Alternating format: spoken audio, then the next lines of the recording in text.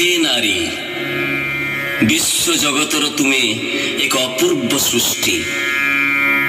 অনবদ্য অপত্য করুণা সহনশীলতার তুমি মূর্তিমন্ত প্রতীକ।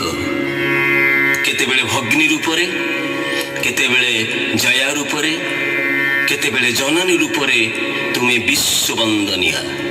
ତୁମେ ଚିର ନମସ୍ୟା, ତୁମେ ଚିର ନମସ୍ୟା।